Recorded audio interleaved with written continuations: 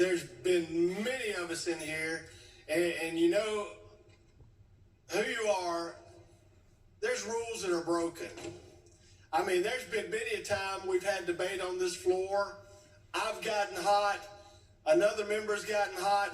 I know of 2 instances of 2 people in pretty high-level positions on the other side have come back here to my desk and threatened bodily harm. Do I say we ought to jump up and throw them out of here for that? No, in the moment, they lost their temper. They lost their composure because they believed what they believed. They were willing to fight for what they believed in. Mm-hmm. You got to admire that. So I'm sorry if you're sitting in here and you're not willing to fight for what you believe in. I understand you've got to be composed, but every now and then you're going to lose it. Even the best of us are going to lose it. Yeah. But today, you set this precedent that you're going to throw him out of here for breaking a rule. I've said it before and I've said it again. I've had some people sit beside me on this House floor. I've had to look up the aisle at a former speaker that there's not a jail cell that he doesn't deserve to be in.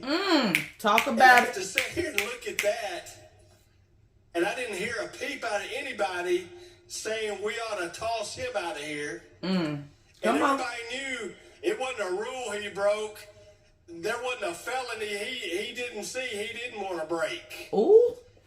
But not a soul said a thing about it. We all just we'll let the process work itself out. You know, I had somebody sit beside me, multiple teenage girls say things that should make us all cringe about that member. No one wanted to do anything about that. Okay, tell it. We're going to throw a young man out today. Yes. Who had the audacity to fight for what he believes in. There's some snakes up in that house. I hope you have the audacity to fight for what you believe in. If not, there's the door. Yes. You shouldn't be here. They go to door. Willing to do what it takes to make change, to make this state better, to make your community better, you're probably in the wrong place. Yes. But do people lose their composure sometimes? Yes, they do. Guilty as charged right here. I'll be the last one to throw that rock. All right. But if you're going to set this precedent, you better think long and hard about it. And you better hold up to that standard. You better not look at beside the name and see if it's a D or an R beside the name. You better look and say, they broke a rule. Yeah. You know. See? Somebody may have been videotaping on the House floor. You can hear the speaker say recess in the video. You know. So, I mean, if you're going to set that precedent, you know, you may want to go watch that video. Come on now. So, don't look if a D or an R is beside their name. You're going to set the precedent. Let's live Democrat or Republican. Preach, think about that, folks. Man, excuse me. Have a little grace. And look in yourself and say, will I fight for what I believe in? Thank you. Respect, brother. Representative Kumar. Yeah, the people outside, y'all. Thank you, Mr. Speaker. Members, I feel very disappointed. I've been excited about democracy. I've been excited since I got elected to this House. And this is terrible. And really, it's just disappointment is what comes to mind. Representative Jones, you had a difficult time. You look at everything through the lens of race. Those are your experiences, and that's perfectly understandable. But sincerely, after becoming elected, you should be celebrating.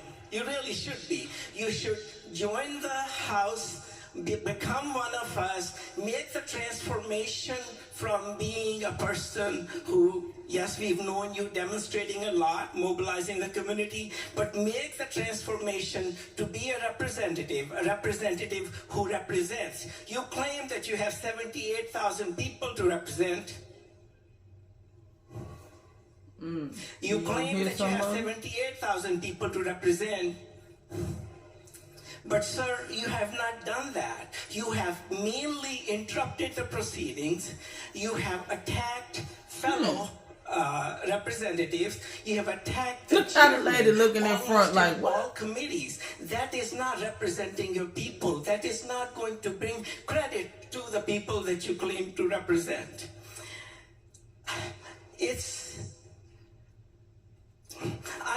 I'm an immigrant, everybody knows. I have been in this country for 53 years. And when it was 50 years, you recognized me for that. It was a celebration in my mind and for my family. In those 53 years in America, I have never encountered a racial slur. I'm really not aware that any of that applies to me. I live a good life. Yet, you on tape call me a brown face. Yes, sir, it's on tape. It's on tape. Okay, you can't deny that. Wow, I said it's on tape. Okay, you called me that. After the committee meeting on that same day, you walked up to me. You had no business coming up to me. You were sitting a row or two ahead of me. You shoved your finger in my face and said, Kumar, they will never accept you. You said it twice, and you were so intimidating that And that's the sergeant truth. at arms, without my invitation, came and intervened between us. Sir, that is very disappointing. You did that. I was there. Hang on, Chairman Clemens, you have a question? Point of order, Mr. Speaker. Thank you very much. He's talking about things that aren't the subject of the resolution. Well, I don't know if he's even telling the truth, but he's definitely not talking about anything that's not the subject of the resolution. well, Mr. Stand up! Chairman Clemens, I'd be careful about the language that you use because that would impugn his reputation, which we had conversations about a few weeks ago. So I'll be careful. You didn't go there, so I appreciate that. We have given latitude to the representative in the well who's made many accusations against me and other members of this House. I'll ask Chairman Kumar to stay on the topic of today, but I would advise you then that everybody in this chamber, including as the representative in the well, to stay on the topic Yeah. and germane to the conversation. Representative Kumar.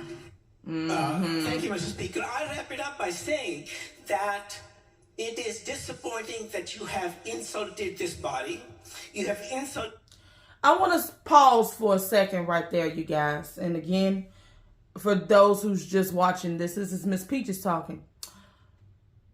I love the fact that someone stood up and said, hold up, we are going outside of the scope of this case.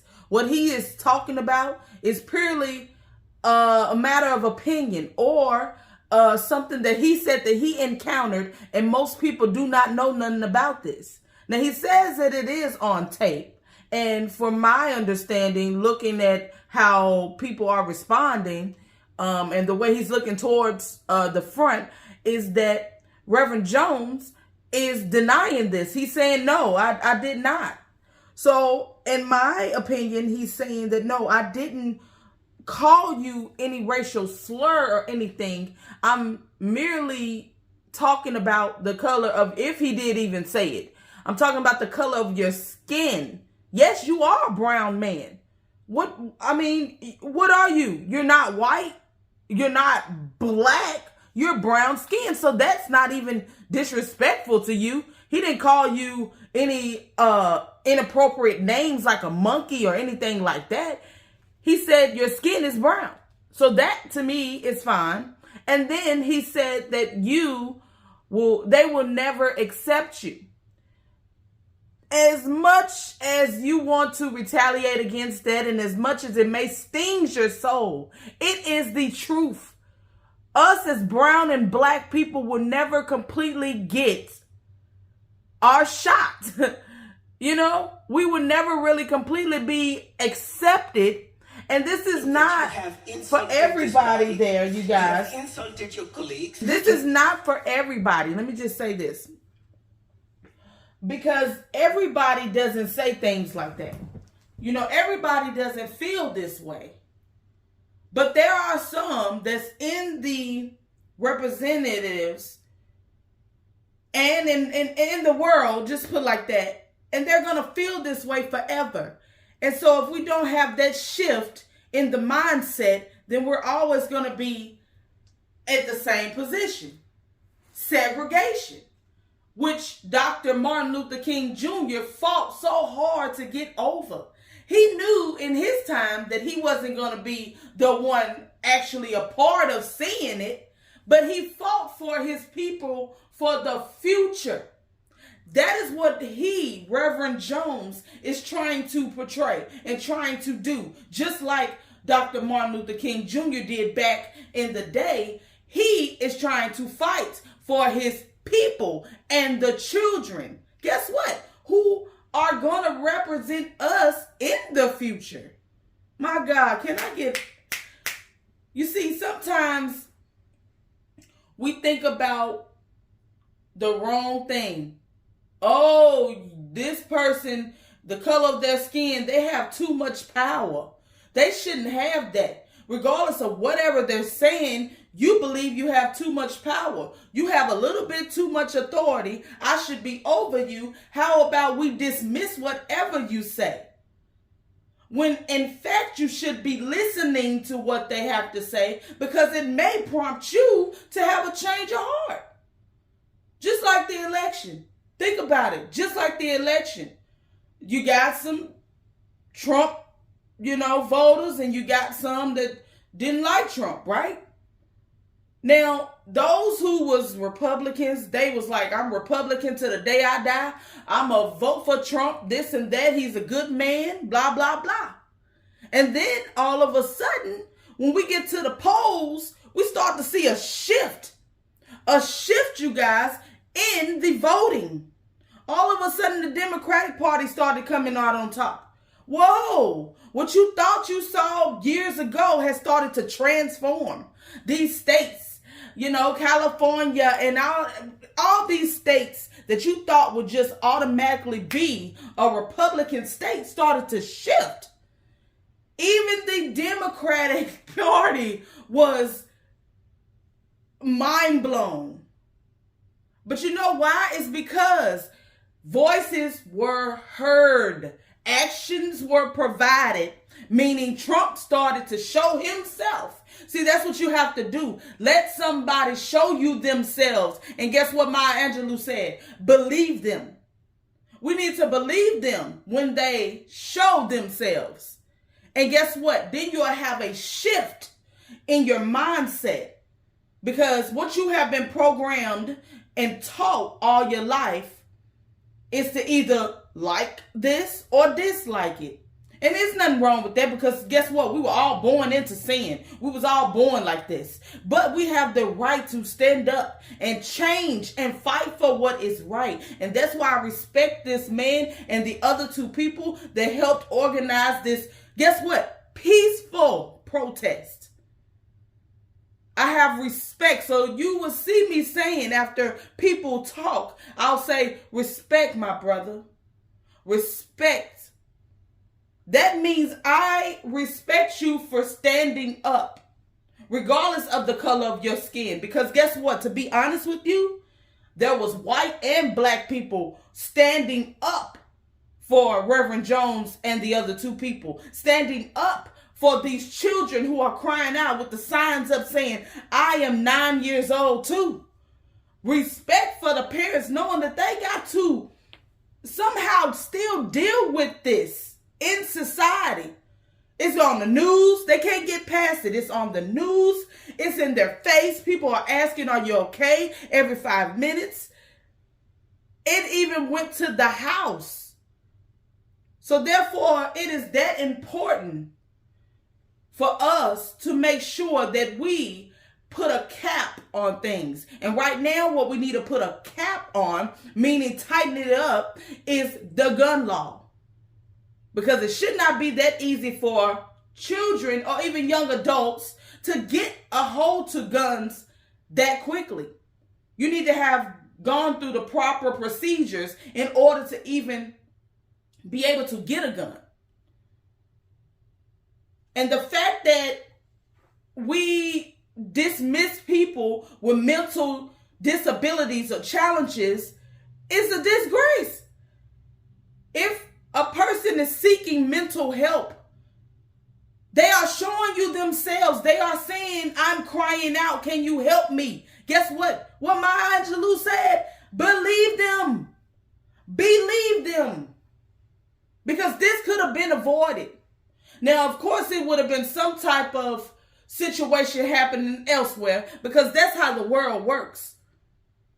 You know, just because you stop one bad thing don't mean all the other things are going to stop as well. But guess what? That's a start.